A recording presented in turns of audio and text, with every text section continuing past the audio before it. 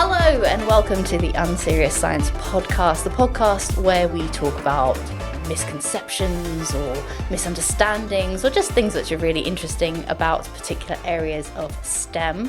My name is Dr. Rebecca Smith, she, her, bisexual, aromantic, statistical geneticist. God, these intros are getting longer. And I am joined by my co-host. It's Sammy, Eleanor.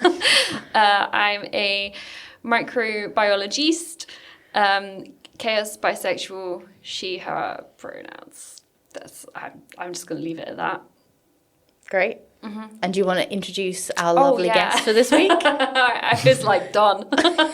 Eleanor's given up. So today we have the lovely David Newman with us, who currently, you did your last degrees at Exeter, right? Yep, that was the MPhys and PhD. Yeah. So technically doctor, if you want to get I am sorry. I didn't do a doctor for myself either, so it's not that I'm being disrespectful. We're getting more casual as life goes on. I'm just very informal. And then now you work at Plymouth. Yes. Yeah, so Southwest hitting all the major cities. Yeah, they just never came down once and didn't really leave. Well, we've defined our universities. So would you mind defining yourself a little bit in terms of like what your specialty is, and if you feel comfortable doing so, how you define yourself in your gender/sexuality? Okay, so all of this is correct at time of printing. Okay, so. great. I mean, it's an evolution and a journey. Yeah. Yeah, but I just say, Dr. David Newman, pronouns he, him, and disaster buy generally is kind of there. And am I the only one in this room that's not a disaster? I don't know if I was a disaster buy or a chaos buy. Oh, you're chaos. Yeah, maybe that's my reading of you. No, sorry, that's very rude of me. Either, but continue. Yeah. And so my kind of research history was generally grounded in terms of magnetism, which I know is... Sexual? Funnily enough, I was going to say, but it was never really the most kind of sexiest of topics. Everyone always goes for quantum or astro as being the kind of big ones that everyone jumps to. When I think sexy, I think physics. That's what I try to tell people, but then they just say, dude, please leave. But get out of my house. Yeah, how did you get in here? And then I look them in the eyes and say magnetic locks. So kind of during PhD, my main research focus was on looking at the kind of magnetic behavior of magnetic multilayers. So by multilayers, rather than just big hunks of iron or anything like that, this is stuff where it's got lots of different layers, and then you've got the question of what's doing what, how are they interacting, and all of that. And to look at all of these sorts of kind of those behaviors, I got to play around with a very fancy toy I quite enjoyed. I got to go to synchrotron light sources. So there's one in the UK which is Diamond. That's being upgraded at the moment to Diamond 2. Electric Boogaloo. Sorry, I need to stop it. Sorry, I'm sorry. I need to calm myself down. I'm very sorry. I get that energy. Synchrotron light source is just like you have X-rays in your hospitals and all of that. This is going to be one of the things that does annoy me about this, is that everyone assumes that X-rays are only used for just kind of seeing what's in your body, and the classic that goes through skin, gets blocked by bone, et voila, you get the contrast there. However, there's magnetic systems have a kind of sensitivity to X-rays, and that's kind of where it came in with what I was doing. So synchrotron light source, kind of going background, I do jump kind of topics and points a lot, so you may have a fun time editing this one and getting me in. Do you know what? It's always a fun time. But synchrotron light sources, basically, they kick electrons up the ass like really hard. They're going fast, they're going round and round in circles, and the change in kinetic energy as they're going around in this kind of, the correct fancy term is torus, though obviously you can just call it donut shape, but they're just electrons firing around there. The change in kinetic energy is then kind of emitted as X-ray radiation. So in these facilities, you're generating huge flux, lots of X-rays kind of pounding down, and then you can kind of direct those along and onto your sample, and then using kind of various little detectors and such, you can work out what the magnetism is doing within the different kind of elements in there. It's the kind of thing that the X-rays have energies in the this would be a kind of hundreds of electron volt sort of thing. So this one is written behind my eyes. I close my eyes and I can see that if you're looking for iron, for instance, and we call it the L3 edge, which is the kind of main X-ray signature that we'll use, and that is at 707 electron volts. That one, no matter I close my eyes, that's still ingrained on there, and then the L2 edge is like 720 or something like that. But these edges are basically the energy that it takes to get the kind of outermost kind of core electrons and pump them up into the kind of the conduction, the valence band. And the valence band is where you get a lot of them kind of magnetic fun stuff happening there. So you have to give stuff with that sort of energy to get stuff up there, and then as it decays, you can get information again. And since that energy is different for different elements, like I talked of one for iron, and then cobalt, nickel, and other materials will have different energies, and you basically get your fingerprint for a different element. So would you, this is just to check that I'm on the right page here, so you would use it at like, I don't know, some sort of sample to find out what was in it, is that right? You can do it, or kind of the way that we were using it particularly is that we would have samples where they were multi-layers of kind of known stuff. So for instance, it would be like there was a nickel iron layer, there was a cobalt layer, there was a nickel oxide layer, and then there was pure nickel or something like that. And for instance, the other sort of magnetism techniques, then they're often general. You'll see a response, but you won't be able to attribute it to kind of a specific element or site or anything like that.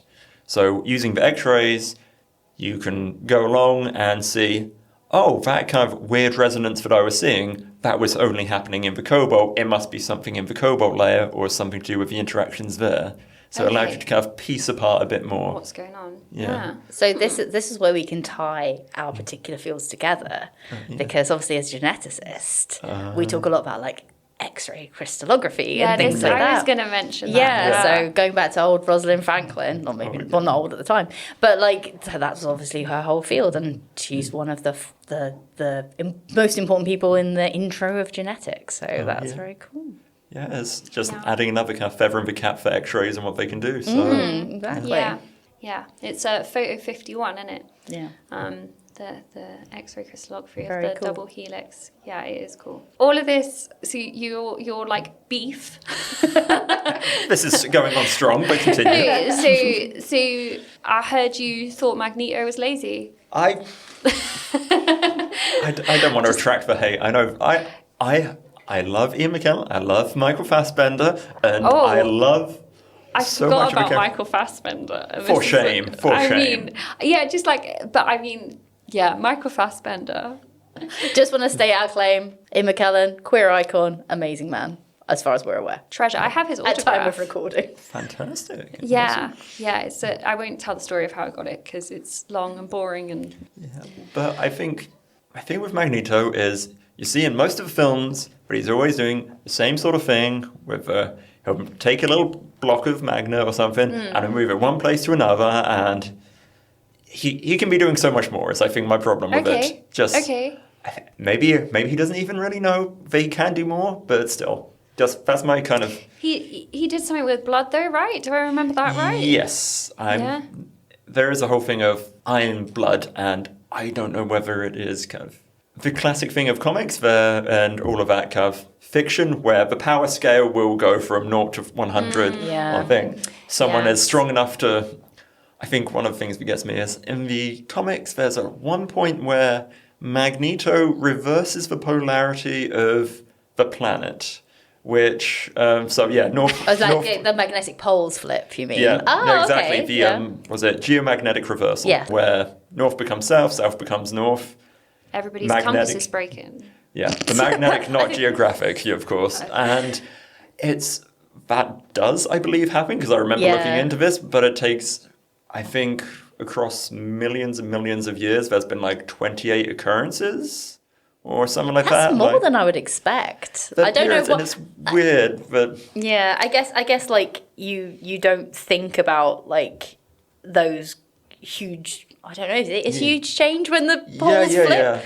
Yeah. And it's like I think the last one was about kind of Oh, I remember it like it was yesterday, 820,000 years ago or If so. you were so around, that's pretty cool to have you on the podcast. yeah, no.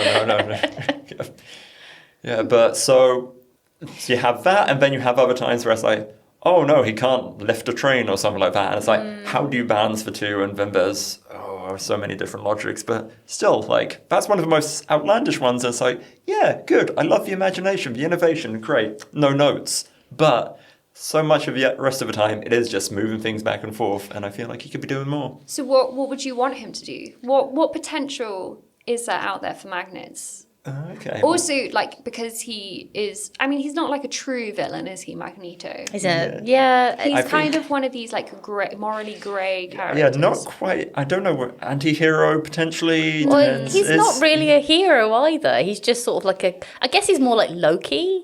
Or like, even though Loki is a villain, but like he also has a good side. I thought you said like low key. Yeah, low key. But like in terms of like he's a complicated person slash villain slash. I don't think people have ever called him a hero. But my question is, what mischief? So Loki. What kind of naughty things? No, not naughty. I mean, he's played by Ian McKellen. What villainy could you get up to with magnets? Not even villainy, it's knowing the amount of people that he cares about, and also he doesn't believe himself to really be villainous. I was just gonna, okay, so like what morally dubious things can I do with a magnet?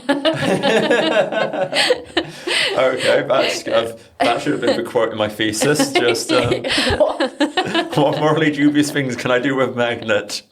Read this next 100-odd pages to find out. No correction. A clickbait thesis. Yeah, we'll head that way. Doctor's hater. But also, love her. Yeah. That time I got reincarnated as a fish. But one of the things that I did find, like, colleagues of mine working on is a concept called magnetic hypothermia. Okay. So, the kind of core idea of this is in the idea of cancer treatment. So, the idea of injecting magnetic nanoparticles into a tumor, and obviously, even if you get it a little wrong, you just have a magnetic field and you can steer the particle along. Like, these would be caveat that these would have to be ferromagnetic nanoparticles. I can go into that another time, maybe later, who knows? Join us to find out. Wait to find out, yeah. But you put those ferromagnetic nanoparticles injected into the tumour, you steer them if you need to with a static magnetic field, and then you hit with an alternating magnetic field. And so kind of going across, that gives energy, which would go warm up the particle, the nanoparticles. And these nanoparticles, they're vibrating around, and then the idea that they can effectively kill the kind of tumorous tissue that is around it there. And this was not my field, but I believe there was some work on that there's like specific heat capacity or anything like that of the cancerous tissue compared to healthy tissue is different. I don't know if that's... I knew, like, again, I'm not a cancer biologist, but like they have quite different like vascular structures and stuff, because that's kind of one of the hallmarks of cancers. So I imagine that would change a lot of the sort of physiology of the tissue, and then you can just zoom, zoom, zoom. Yeah, yes, I Magnetic. believe exactly the idea is that the Zoom, zoom, zoom, zoom, zoom, zoom. zoom Yeah. should kind of break apart the kind of cancerous tissue whilst leaving the healthy tissue generally untouched. So, alternate career for Magneto, oncologist. Exactly. Wasted. Nice. Yeah. Well, I guess it depends on what his raison d'etre is. Yeah, Like, yeah. was he trying to do?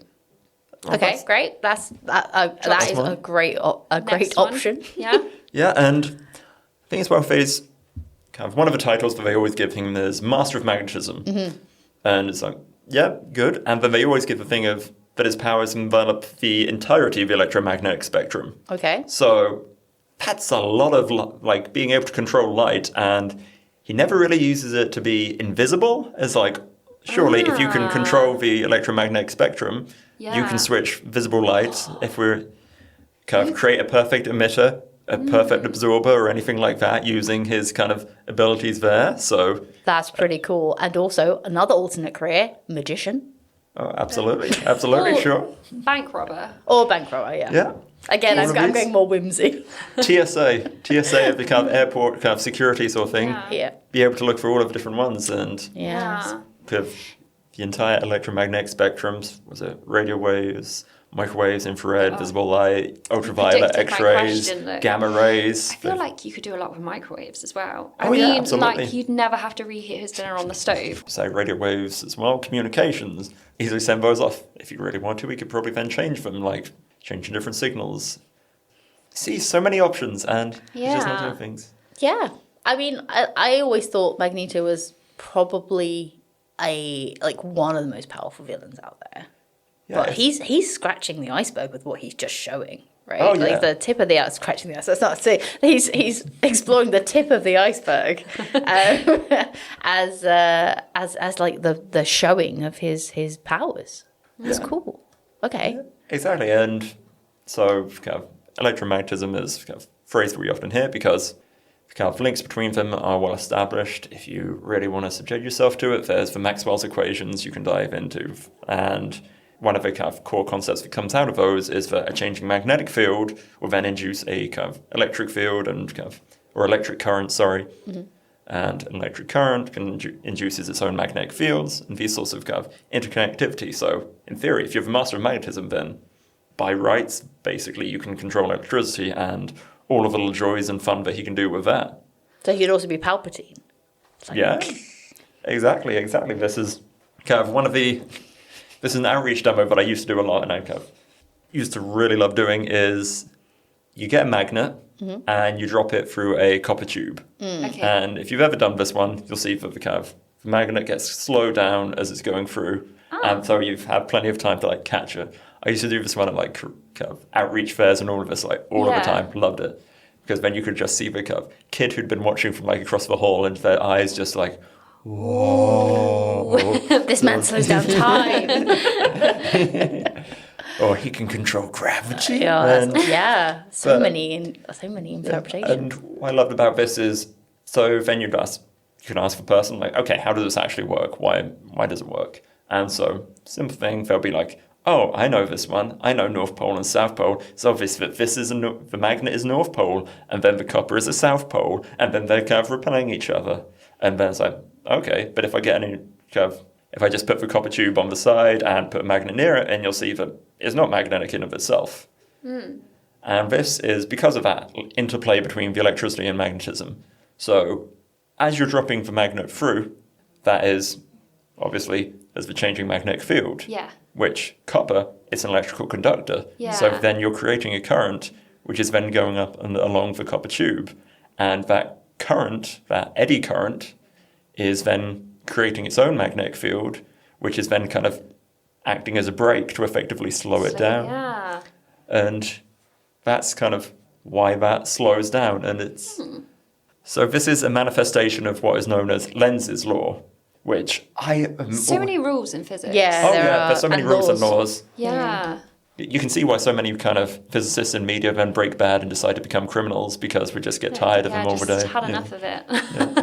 But I was like, do they? Oh no, we're talking about Magneto. Okay, right, that makes sense. you've got your Magneto. Who have you got? You've got Franklin Hall, who's Gravitron or whatever, and then so many other ones, and it's just the age-old tropes.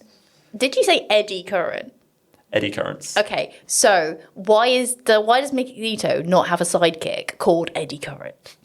That would be cool, because then you could link it all back into that sort of physics thing, and I don't know.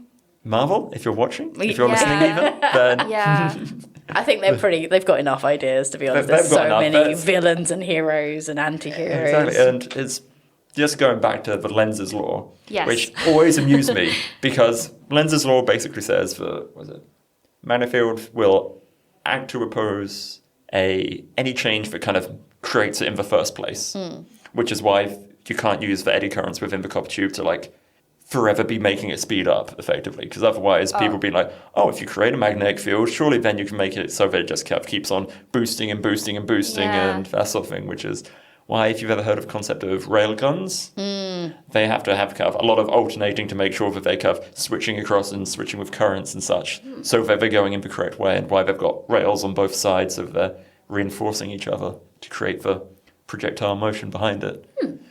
But my thing with this Lenz's law is then there's an equation which kind of gets sometimes called Faraday-Lenz's law, and because of the lens contribution. It's just a minus sign. That's all of the contribution, and he gets his name in the equation. And that feels so lazy to me. There we go. I feel like that just epitomizes a time in science where it was just... I'm going to guess this was a white man. I'm just going to put that out there. And it's just like, I contributed. And then there was like loads of people working really hard, but like maybe they were people of colour or like women, and it was just like, nah, fuck them. It's the epitome of like science as well sometimes, where you're like, I'm an old school professor. I'll put my name on this to like boost the paper, but I didn't do anything. Wow. So this is the thing that really gets me about Nobel Prizes, having like sort of, been in academia research and like slaving your arse off as like a PhD student and postdoc. And then, but you're not the person who gets the Nobel Prize. It's the person who runs the lab, who probably like, sent you an email 5 days after you sent it. Like they, like obviously sent from iPhone, just thumbs up, cheers. Yeah. But yeah, so that's my beef with the Nobel Prizes. And why I saw a video recently of the Ig Nobel Prizes. Oh, this cool. Tie in nicely. Okay, yeah, but they looked so much more fun. They were just having a great time. And so Do you want to explain what the Ig Nobel Prizes are? It's like well done science, but for like stupid questions. So one of my favorite ones is, and it's just stuck in my head because it's microbiology, but it was if bearded microbiologists have more contamination events than unbearded microbiologists. And I think they potentially looked at like beard nets as well, and if those, I can't remember what the outcome was, but that one stuck in my head. Oh, that's great. And it's important work. Yeah. You need to find out. Stuff that seems silly, but actually quite cool. Yeah, okay. Yeah. So, but do you have a favourite, David? Okay, well, this is going to have a bit of a question here. I'm going to pose this one to you two. So there has been one physicist, or kind of one scientist that I'm aware of, who has won both an Ig Nobel Prize and a Nobel Prize. And I'm seeing a smile, so I think you might know who this is. No, I don't know, but I was just going to say I know which ceremony they had more fun at. That's all I'm going to say. Absolutely, 100%. But do you know kind of what either of the kind of work was on? Either the stuff that got them the Ig Nobel or got them the Nobel Prize? What was it on? Can we have a field? Okay, well, it is a physicist. Okay, okay. It was experimental. Mm-hmm. I'm bringing it up, so that kind of helps. Helps tell me what. Is it magnets? Yeah. Magnets are involved for the Ig Nobel side of it more. Oh, okay. Did he find out? I'm assuming again it's a man. That's very biased to me. That's on you, Eleanor. In this case, it was a couple of guys. Oh. Not on me then. I'm sorry. Women in physics. Theys and thems in physics. We love you. Come on the podcast. I have no idea, I'm afraid. Yeah, I don't know. I'm sorry. Experimental physics is not my bread and butter. So this would be Andrei Geim and Kostya Novoselov. Oh, them. Oh, Rolling Stone. So for anyone who is an eager beaver at home, they might recognize them as the kind of discoverers of graphene. That was what they got the Nobel Prize for. What they got the Ig Nobel Prize for was their research, which you might have seen, particularly in GIF form, of a levitating frog using magnets. This one passed me by. I have no follow-up questions. I'm just like, okay. Do you? So how did? Yeah, no, I do. I'm lying. I have many. How?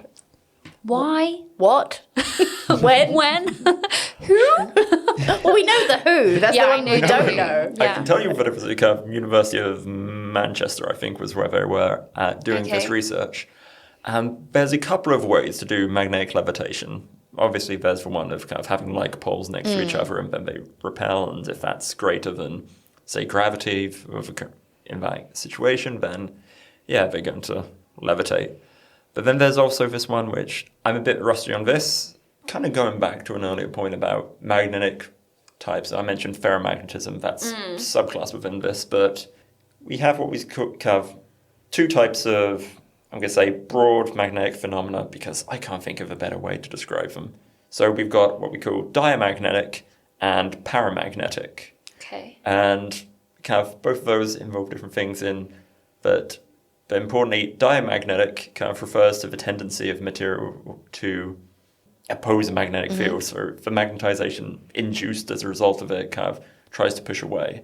And so if you have the right structure, this is another kind of outreach demo that we used to do with having a kind of a little array of a couple of magnets put together, and then you have a diamagnetic material. And I think graphite, just as you have in pencils, that was one of the main ones that we'd use, where we just kind of let that basically surf, and then you could kind of, it would levitate. It wouldn't be much, but it would be enough that you could like pass a. So I'd often do these outside, so I would just grab a kind of blade of grass and you just run it underneath the magnet, kind of just underneath the graphite, and you could see it levitating. So would that ever scale up? Could you make an air hockey table of it? That's immediately where my brain went. Air hockey table with magnet levitation. I don't know what you need to, because you have air hockey tables, but as well, I'm worried about kind of the heat that you'd get from the kind of. Okay. Because I think a lot of the levitation often requires electromagnets as opposed to permanent magnets. And if you have electromagnets, then you've got to be having current. Yeah. If you've got current and you're producing heat. And that's kind of one of the things. And yeah. So how did this frog end up levitating? Because a frog isn't magnetic.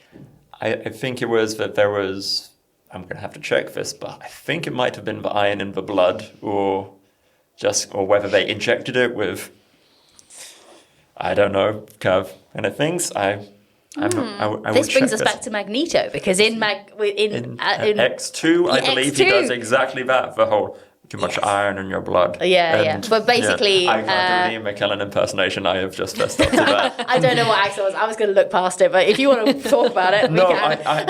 I own my mistakes. Thank you very much. That's an important part of being a disaster buy. But there was so in X2, right? Was it X2? Okay, right. In X2 was the prison guard where he's injected with. Yeah. So Mystique flirts with this guy in a bar when she's dressed up, obviously not as Mystique, and she then gets him drunk and then takes him to the bathroom so that they can have sex, in inverted commas, and basically injects him with something metal, I assume magnetic.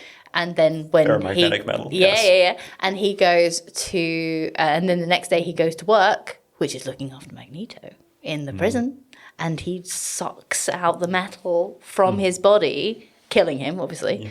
But that means that he now has metal that he can escape with. Very cool. Yeah, absolutely. Sorry, I'm bringing us back to like the Magneto thing. Do you have something to say about Mystique? No, it's fine. I just want to know more about this frog. Like, was the frog okay afterwards?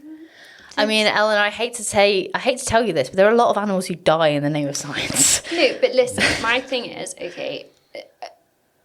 dying in the name of science is one thing. Dying in the name of having a little bit of a laugh levitating is another thing. That's why I'm concerned for this frog. Yeah, but didn't they win the Nobel Prize? So I assume there's a Ig Nobel Prize. No, sorry, the Ig Nobel Prize. Sorry, did they win the Ig Nobel Prize? I guess, yeah, maybe that's less exciting. And also, kind of a nice little tangent. Sorry, just kind of checking that.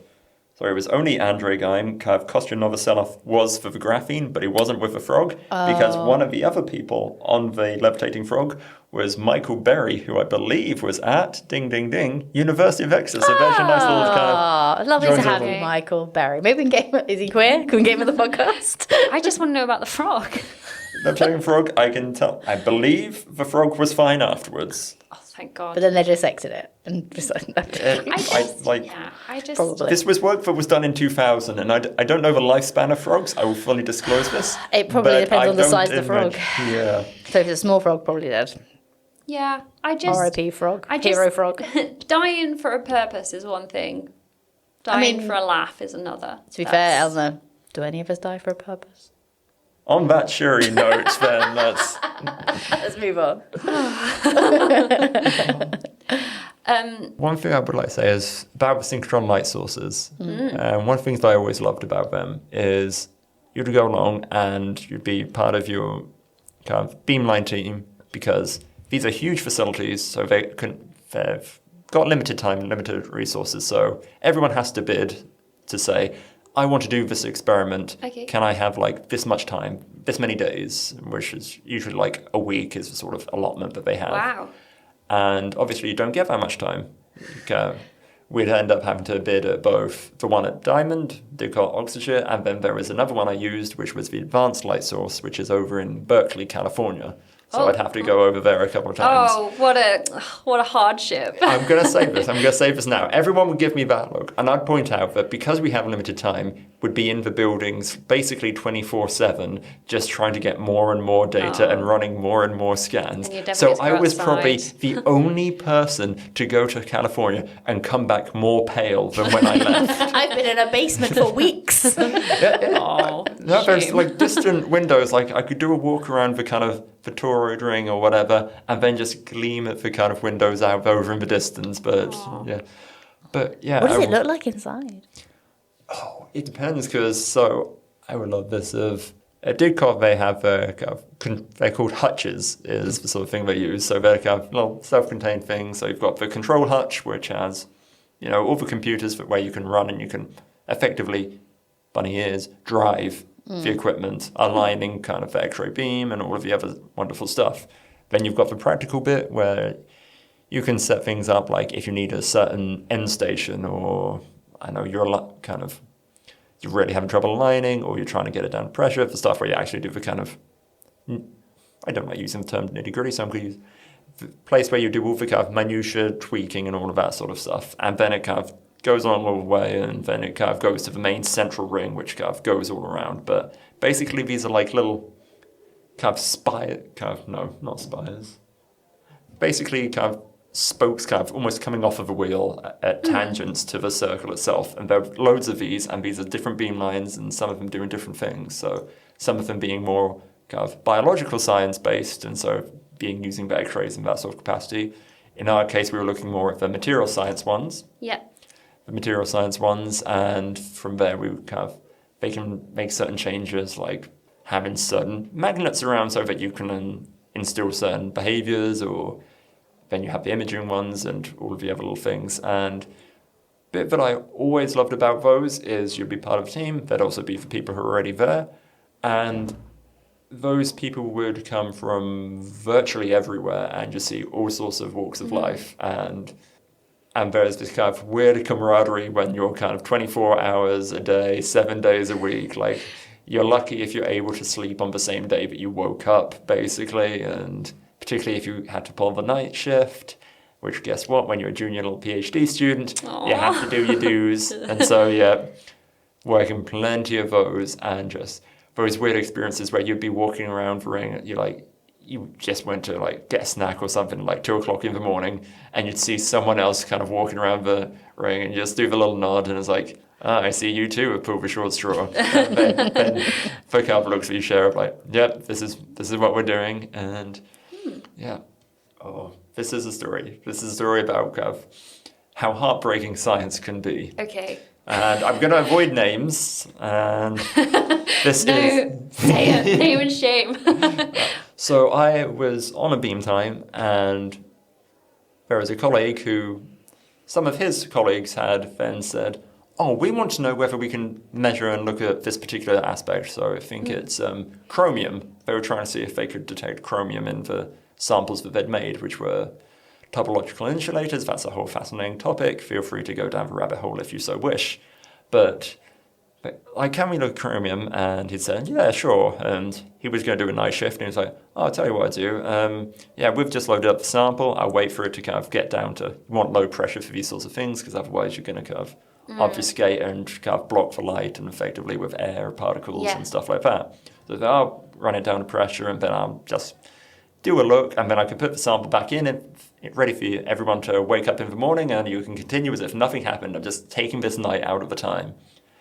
And so help him with the sample loading. All good. Okay. Night, buddy. See you in the morning. And I go off. And the next morning, I'm just waking up, and I go over to the cafe. And I see him still awake, whereas like this was 7 o'clock in the morning, and I'd said goodbye at midnight. And I'm like, you really should have kind of been able to set something off. So I go down, sit down, like, okay, what happened? And yeah, he was telling me the story of, so he loaded up the sample, and then the beam had gone down, which it happens with kind of beam dumps, basically. Sometimes like a magnet will trip, and so they use magnets to accelerate the electrons so that they can get the energy round that generates the X-rays in the first place. So sometimes those will go down, or there might be any sort of other kind of, any complex machine, there's thousands of things that can go wrong. Sometimes they just happen, and you never know until they do the diagnostics and work it all out. So you just kind of wait there so that you can then start the experiment again once the beam is back online. So that happened at around 2:30. He was still awake, and it was like, okay, I'll wait for this. I think 3 hours later, beam came back on. Obviously, kind of things have changed, so you have to realign the system and that. Yeah. That takes a little bit of time, but manages that. And then he does a measurement to try and detect the chromium. And a little bit of the story that I didn't tell is I already have a suspicion, like a lot of people, that this wasn't going to work because we were doing this at Berkeley. And in Berkeley, the mirrors they use to steer the X-rays are coated in chromium. Oh. Which means that even if your sample doesn't contain chromium, you're likely to detect chromium trace. you're going to get a chromium signal. And so he then kind of, I think, changed around the sample at one point after he made the measurement and seen it with one which did not have chromium. Lo and behold, still detected. Get chromium. Yeah. So, yeah, he'd spent that entire time. And I just, when I'd gone to the cafe, and I don't think I've quite seen someone look so broken. just disheartened. Just this hunched form over the cafe. And we're sort of just, I think me and my super was like, just go sleep, bud. Okay, just take today. Okay, you need it. And it happens. Don't worry. It's heartbreaking, but you see it a lot in sort of like omics studies. So like with a lot of sort of bacterial genetics, people are like, oh, I found like the microbiome of this sample, and then it's like that was just background shit in the kit. And people have actually now started doing like a kit-ome where they look at what bacteria and viruses are in the kit because you just get this background noise. So, that guy is not alone because, every field has its chromium. But all science has its... We all have those sort of awful realizations sometimes. We're like, oh, I've just wasted a lot of time. Yeah. That's awful. I was expecting you to say that it exploded or something. So oh God! I've at least that would be exciting. When this is just like I just wasted all like an entire night. Yeah. Oh. Well, that was at least that one we kind of got resolution. I went on. I think this was my first beam time ever. So me, fresh-faced little PhD student, not really knowing kind of my left hand from my right hand, basically in these terms, and went along, and there was this weird signal that forever was referred to as the ghost signal. And there was this background that was changing, and we could never separate it out, and no idea why across the entire week. Like, we had to get the head of diagnostics for the entire synchrotron to come down. We were trying different lock-in amplifiers to make the measurement. We were measuring it for different elements to see whether it was just something wrong with a particular system. We tried different kind of end stations that you put at the end of the beam line, I think, as well, where you actually perform the measurement. Tried different one of those, and never got any solution as to why that ghost signal lasted for the entire week, barring one 30-minute kind of period where my supervisor had left for hutch. And it was like, oh, I think maybe it's gone. And then it came back, and we're like, oh. It was your supervisor. Maybe, but I think he went within like a couple of days because he had to go to do something else. And the ghost signal was still there. And, okay. Yeah. He may have started. It may have been a gift they just left for us. I don't know. Yeah. It's mysteries of science. I was just going to ask one very important question while we're on Magneto still. Do you think he ever kissed Charles Xavier? Oh, yeah, 100%. They kissed all the time. Yeah. Obviously. I mean, well, maybe... I think if he didn't, he at least thought about it a lot. Also, with Professor X's powers, can he kind of project the image as well into kind of Magneto, so Magneto would think it if Magneto didn't have the whole helmet on at the time? Oh, God. That's an awful thing to think about. David, that was really interesting, and I never thought I'd care about magnets as much as I care about Magneto. So I think that's very, very cool. Yeah. That's great. So we are moving into the the second half of our podcast in where we talk about the queer experience, the LGBT experience. So I think it would be really interesting for us, as you said in the beginning, that you are define yourself as a bisexual man as of time of recording. So I think it'd be great for us to talk about what it is to be a bisexual man. So is there something you can talk about in that regard?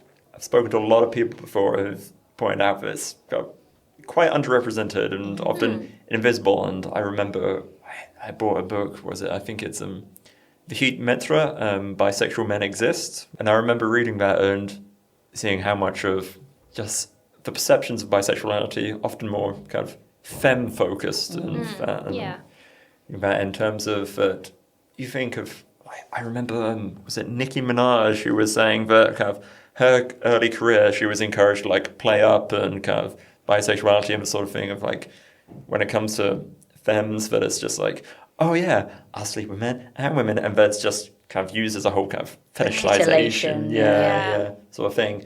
And then when it comes to bisexual men, it's always, now we're going to go quantum mechanical, all that sort of thing. It's just the sort of, it does basically come into, I hate to use the example, but Schrödinger's cat sort of thing, the quantum superposition state. And then you make the measurement, you open the box when it comes to the curved cat, and then either you have apparently a straight person who is just like they've been putting up, or you have a gay person who's just been kind of trying to blend in, and that bisexuality doesn't depend on who your current partner is. Yeah. Like, you're still there at the end of the day, you know. Just, I think that's one of the ones which people really seem to have a hard time about, and that kind of, then they'll treat you or assume that you're one or the other, and all the kind of expectations that come across with that. And I think, particularly with the whole, I know it's a massive topic, but masculinity and what that might mean and all of that sort of thing. Yeah. And that this kind of conflation of that somehow sexual orientation fits into that, which is, I'm going to use many words, and I'm sure that half of them won't be allowed on this podcast, so I'm going to keep them to myself. But yeah, it's absolute rubbish, this assumption that kind of sexual orientation affects your ability to perform masculinity, and like there's so many things which, yeah, I think that because of my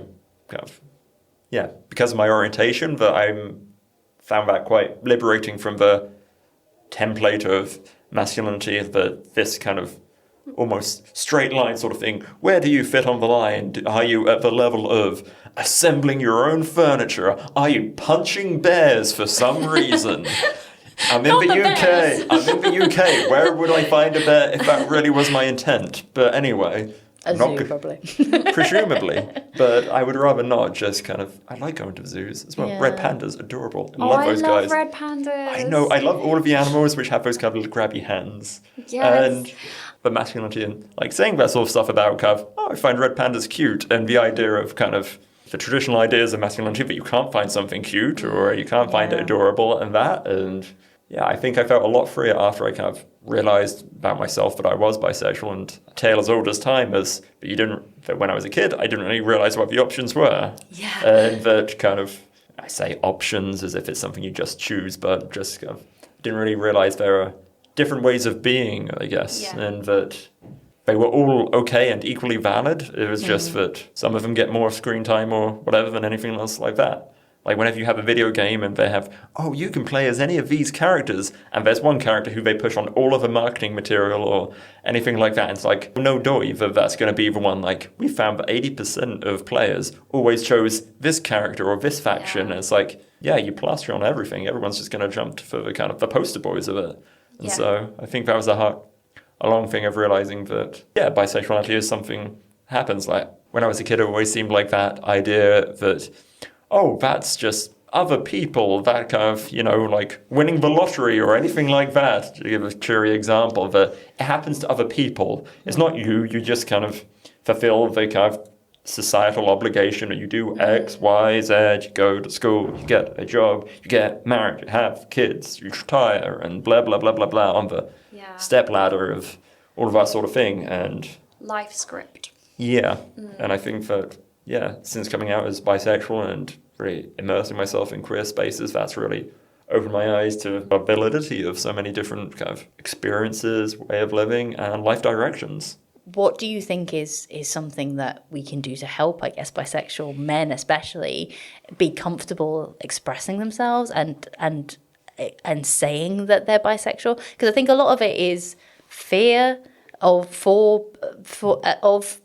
and for people who are bisexual, especially men.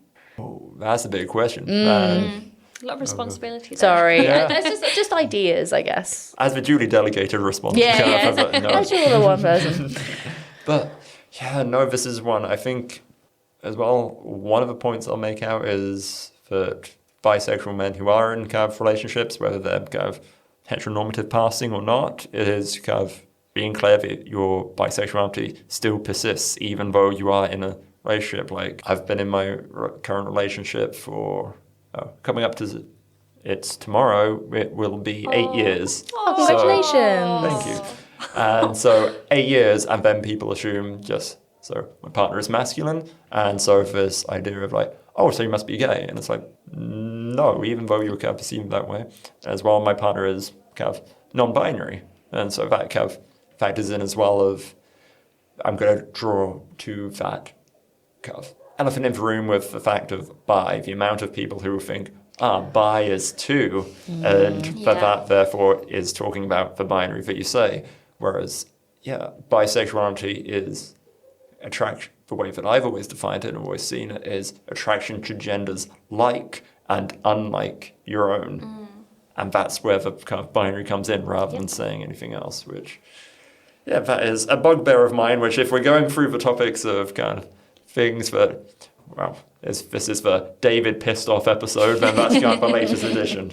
Yeah, no, I think I mentioned this when I had my episode as well, but the Bisexual Manifesto literally says that as like its opening statement. And I mean, when you come out as bi, they give you a copy of the manifesto.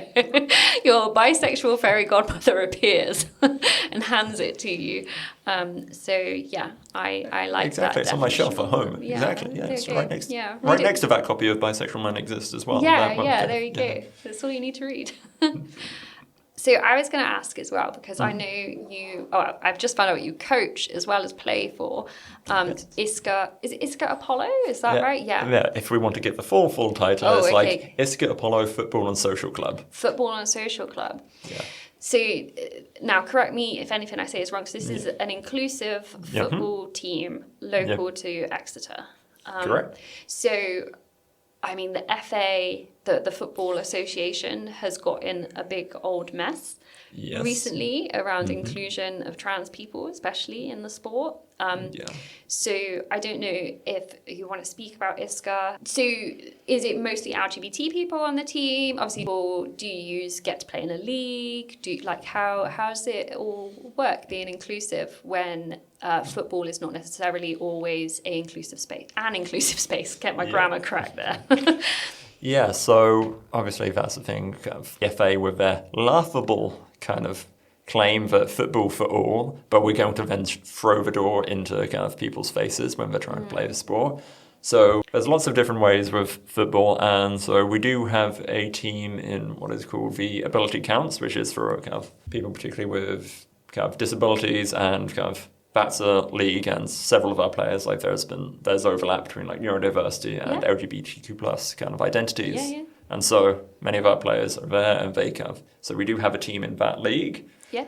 And otherwise, what we often do is arrange kind of impromptu games with kind of teams local and teams that we know in Exeter who may not be LGBTQ plus kind of themselves, but they might be kind of sport, or at least that we know that we're not going to be kind of hate crimed or something as soon as we walk on the pitch. And so we'll play with those teams, like Stagecoach, what was in one of the ones, like they're kind of the bus company? Yeah. Oh. We've played against them a couple of times. Yeah, I think they come to Pride though, don't they? They do. Yeah. Other teams around, so there's teams in like a team over in Plymouth, kind of like Argyle, and then there's the other ones around in like Honiton, so that's Honiton Nomads, kind of, though a lot of them are not queer themselves, we've had plenty of games with them, they've been lovely and kind of fine, and there are kind of queer teams that we play in the kind of southwest, and I know that there's the GFSN, which is Gay Football Supporters Network, which is a variety of teams. Yeah, so we arrange a lot of games, and since we're not kind of within any kind of with the FA's precious leagues or anything like that, we don't really have to do anything along those lines. Yeah, because so my brother used to play football, and I was surprised at how far-reaching the FA's sort of regulations are. So even like a Sunday pub league, is that still, is the FA got their fingers in that? Yeah, like we've kind of generally had to do a thing of just, we play these kind of games, just friendlies really, but they kind of allow us to meet other people and play. And kind of on the inclusion side, I do want to just stress that like Isker Apollo. But yeah, Isker Apollo, we have all gender identities, all sexual orientations, and kind of a lot of different ages as well. So we do have some people who are just kind of, I know they're still at uni and doing all these sorts of things. And then we have some people like kind of get up into 50s, 60s and still come along and help with kind of that across kind of playing and coaching and all of these. And we have some people who have a strong suspicion they were semi-pro at some point or on the academy thing. And equally, we have people who just, this is them kicking a football for the first time. And you've mentioned the FA kind of throwing a lot of barriers, particularly to kind of career. And then obviously the toxic masculinity image associated with football is often a barrier too. So we embrace people from across all of those different aspects, really. Yeah. So this is going to sound daft now, but do you have heterosexual players as well then? Yeah, like we do have heterosexual players. Yeah, we do have allies. So we do often joke as well that the kind of chairperson for the team is being kind of heterosexual, so we're like, that's the token. The token straight, yeah. Oh, amazing. No, but we do encourage the kind of allies as well, and like I just think it's important to always get worried about the idea of, but I love queer spaces. I don't want them to kind of just then silo themselves and seem isolated, because then it makes it much easier when people do want to come in with malevolent purpose of that. Like, I try to be quite vocal in my both personal and professional life of just being out and just kind of, I like to generally be a nice person. I know that's a kind of hard thing to do and it's very subjective, but I try to be decent to people. And the idea that when people do that, it's like kind of see this stuff on the news about all this prejudice and hatred towards, like, obviously trans people are at the center of that, but you and I, and I think everyone else listening to this is going to know that that's just usually the thin edge of the wedge, isn't it? And that they're just going to kind of keep on working through other letters. So frankly, screw them. And I always try to make sure that I'm out there so that people who might not even be touched on this stuff usually are like, that's kind of, they're really going after trans people, and kind of that's the kind of pin that David wears when he's at work. And like, David's a pretty solid guy. Like, he helped me out that one time and that sort of thing. And I'm not really kind of sure why they'd be kind of for us. And like, David's decent enough. Like, I hope. Like, I know that's a vague kind of fairy tale sort of thing, but I think just having that awareness of queer kind of identities is going to be the first way to really get that moved up the agenda. Being visible is so important, and being a good, like, it's awful. It's horrible that we constantly feel that expectation to be, inverted commas, the good one or whatever, or to be the sort of a good representative of ambassador the space, of the space. And it is a really hard, it's hard to do, to constantly feel like you have to be that good representation within a space. But I think it's so important to have those, like, to have those inclusive spaces, but to make them as open and as wide ranging as possible. So like, I used to play rugby, and so and I've come across a lot of especially male gay rugby teams as part of that, and it's wonderful as a at the time women's rugby team, but now my team has become trans inclusive as well, which is phenomenal. It's a lovely thing to have those spaces and to have that representation and to be so visible. We see them at Pride, we see them at all these places, and that's a wonderful thing to do. Yeah, and I think just you mentioned like football not always being an inclusive space, and very sort of toxic masculinity, hooliganism, and if you were to take like an average opinion of like a football fan from across the UK, they probably would hold up very strict ideals of sort of masculinity and that. But I think that's why teams like Isker Apollo are so important, because, you know, if you're playing a game against someone, and then, you know, they go into work on the Monday and say, oh, we played against Disco or Apollo, and then someone said, oh, never heard of them, and it just starts conversations. So I think like it is really important, one, to give everybody a place to play, a space to play football, but also to just sort of have that representation out there and start conversations even passively. So yeah, I think it's very good.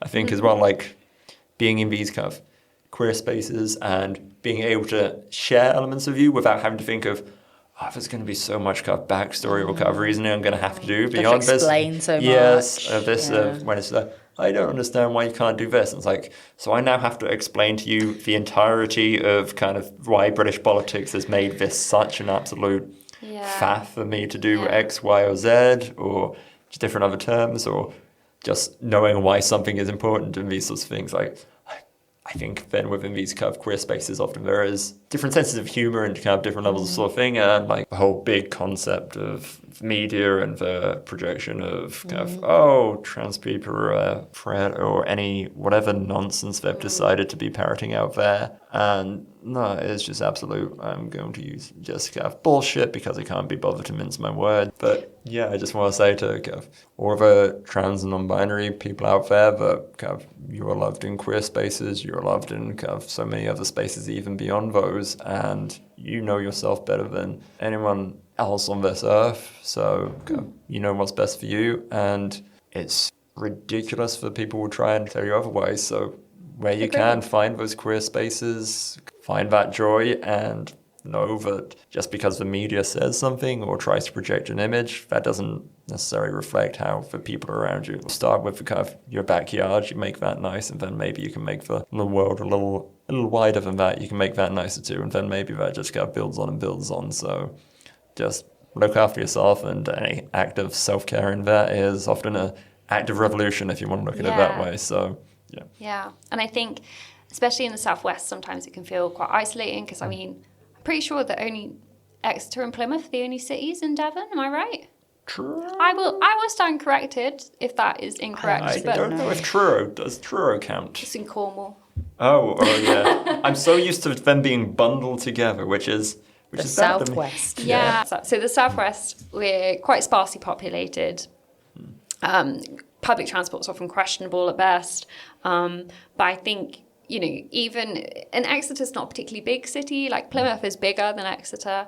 But like there are spaces around, and I think, you know, if you're someone in Exeter or nearby, you can look out for us at lots of different events, and yeah, just reach out. And if you aren't trans or non-binary, but you know trans and non-binary people, just be nice to them and support them. Buy them cake. But well, yeah, let's just be like Eleanor says. Like we are here, we want what is best for everyone, but we want what is best for trans people, and we want to support them. So come talk to us, talk to the people around you, but also if you are not trans or non-binary, then support those people and show that you are supportive and inclusive and want to help them. Yeah, I think that kind of ties into an example we've heard of, like, if the house is on fire on the street and you've got a bucket of water, you throw that over the house which is on fire. Yeah. Doesn't mean that you care less about any of the other houses on the street. You just recognise where the danger is, and you go to support it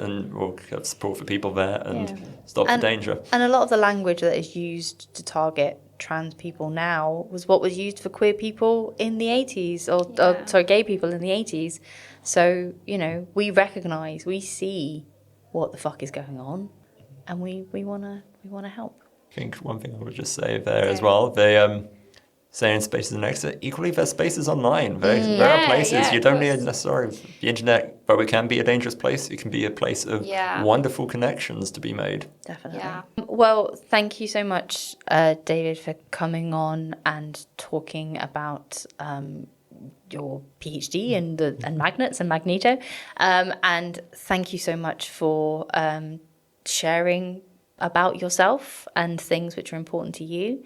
Anything else we need to say, Eleanor? Do you want to do the plug for the socials? Yeah, so we're available on Spotify, and if I have managed to work the RSS feed correctly, we are available on other podcast platforms.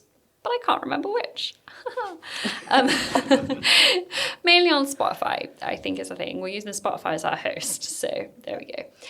But you can find us on Instagram. We are at _serious_science. I'm only doing Instagram because that's the only social media I know how to do. Anything you want to shout out there, David? Thank you very much for having me on. No, it's been a delight to pleasure. chat with you. Yeah, I am just very excited about magnets, and I'm glad that frog's okay. Yeah, well, And also Magneto, I love you, buddy. I just think you can be doing more. yeah, Yeah, exactly. yeah. Like this time So next much year, potential. Magneto, there's other powers you should be showing. A magician. What was the other thing I said you could be? Bank Oncologist, robber. I think. Was just, Oncologist. Yeah. That's right. You could be, all sorts of things. just be creative. Just be creative. Well, thank you so much, David, again. And we will be back soon with another guest and another episode. Oui, à bientôt. Goodbye. Thank Grazie you. mille. Ciao.